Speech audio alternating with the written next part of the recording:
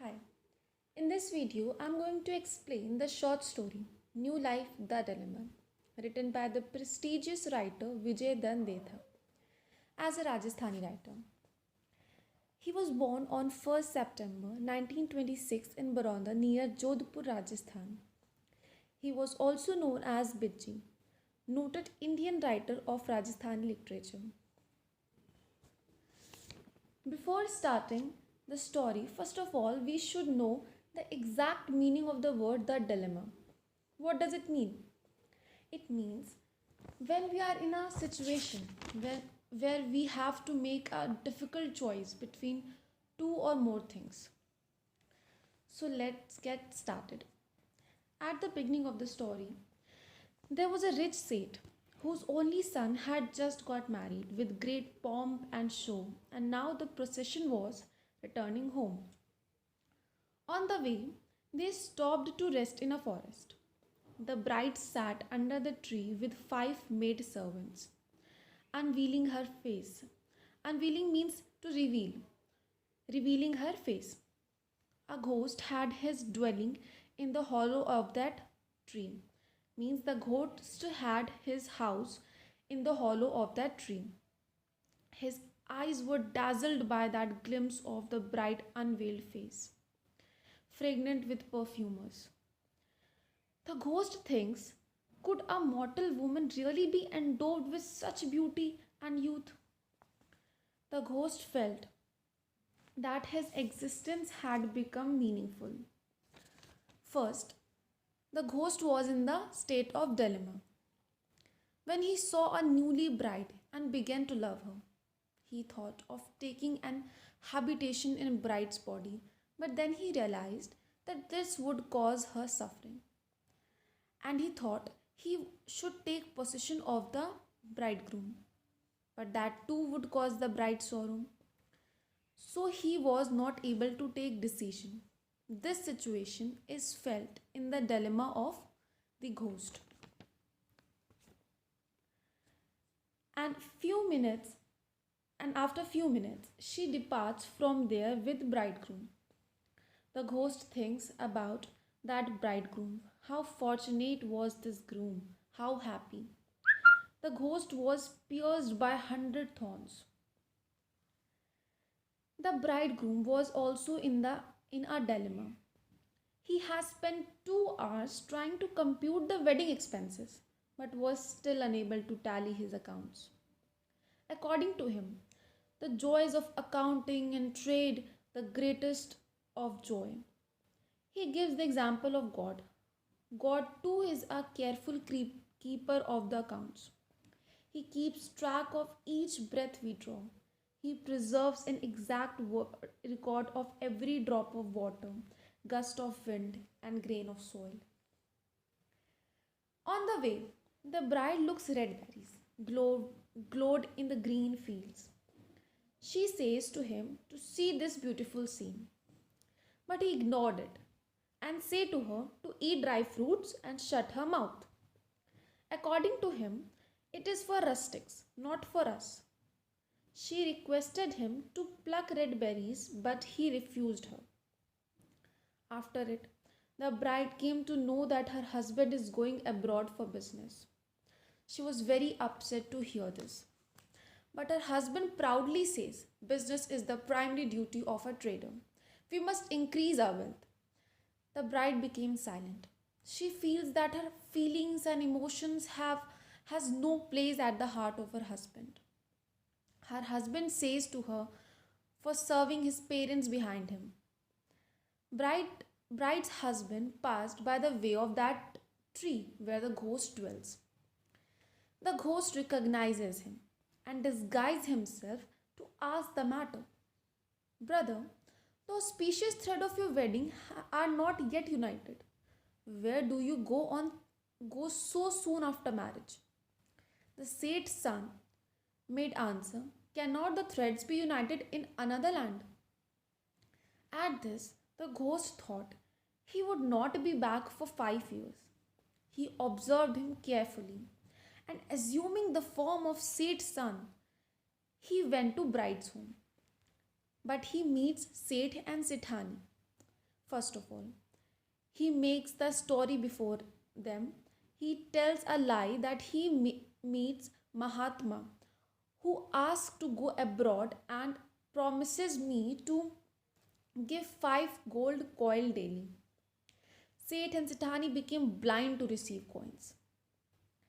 When the ghost entered the bedchamber of bride, she became very happy to see him. She welcomes him for coming back, but the ghost did not want to deceive her by becoming her real husband. He tells truth about himself. He tells the whole story of the tree and her husband. She became speechless to listen this. But the ghost wants her acceptance for his true love. He did not want to hurt her. The bride thought about her birth, her youth, and her marriage. That bridegroom who left her after marriage for business. He did not care for her love and feelings. Thinking of all, she accepts the love of the ghost and began to live with love together. 3 years passed in this happiness and prosperity, like the passing of the blissful dream. The ghost felt settled in that house, as if he really were the Seth's own son. The daughter-in-law became pregnant when Seth heard the good news. He distributed 1.25 months of palm sugar with his own hands. Therein abroad, her real bridegroom came to know about his wife's pregnancy. He was surprised and be in tension. He immediately goes his village, but his parents denied to recognize him. He was not ready to they were not ready to accept him as his real son because the ghost and the bridegroom uh, look same. They did not feel differentiate of that ghost. His son took that red berries for his bride and says his father for asking to his wife for this. But they deny because it was the delivery time of his daughter-in-law. All people of village were also puzzled to see this matter and the same face of two men. But both are saying to be her husband.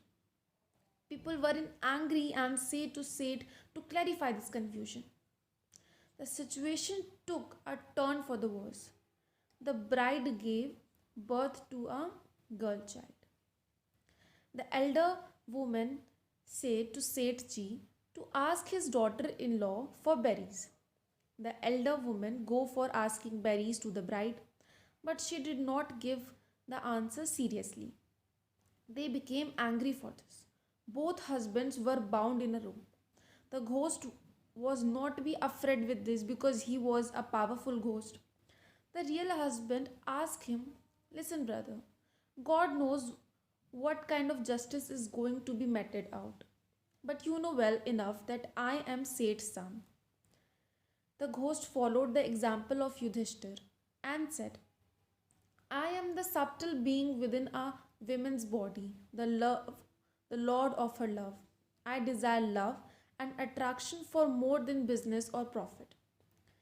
Seth's son felt as if his heart was being branded with hot irons. Such thoughts have never entered his head. The shepherd looked at the two husbands with the same face. He asked about this matter. After listening, he says that it is a child's play for me to get the truth out of them. He followed the tricks to choose the real husband. First of all, he says, "Quick, into whose throat shall I tam this stuff?" He who opens his mouth first is the true one. The ghost immediately opened his mouth wide, but the Seth's son did not move his lips.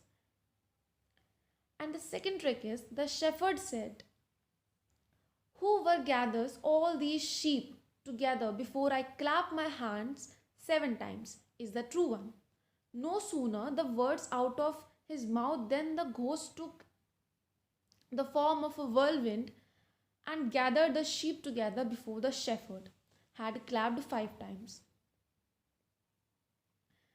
The Seth's son stood still, hanging his head.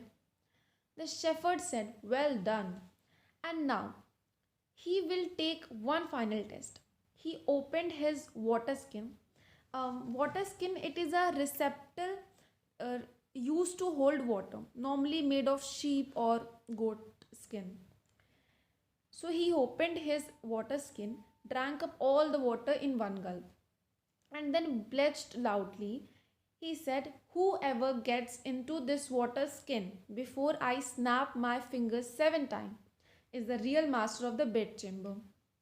And say to remember, one blow of my staff is enough to fell anyone who cast doubt on the efficiency of my justice." The people looked at the sharp sight tied to the staff. One blow would be enough to send a head rolling to the ground. Before the people had done glancing to the side, the ghost had entered the water skin. He was practiced in the feat from his birth. This poor shepherd had preserved his honor today. But once the ghost entered the skin, the shepherd immediately closed the mouth of a water skin and tied it tightly with his rope. The water skin threw on the stream. Seth's son felt 1,000 times happier than he had on his wedding day. He took off his ring, studded with gems, and offered to the shepherd, but he did not accept the ring. Laughing, he said, "I am no the king to sell justice for money. I just did the job well." The ghost understood the shepherd is rough justice. He says to father to release him, but nobody listens him. At the end of the story, Seth's son does not blame his wife for her mistake. The bride became speechless and she did not tell the truth to anyone. She quietly ate the sweetmeats her mother in law prepared. She worshipped the sun. She wore a yellow veil. She rocked her daughter in a cradle. She dressed as she was told so. It is indeed great good fortune to be blessed with such a good daughter in law. Thank you.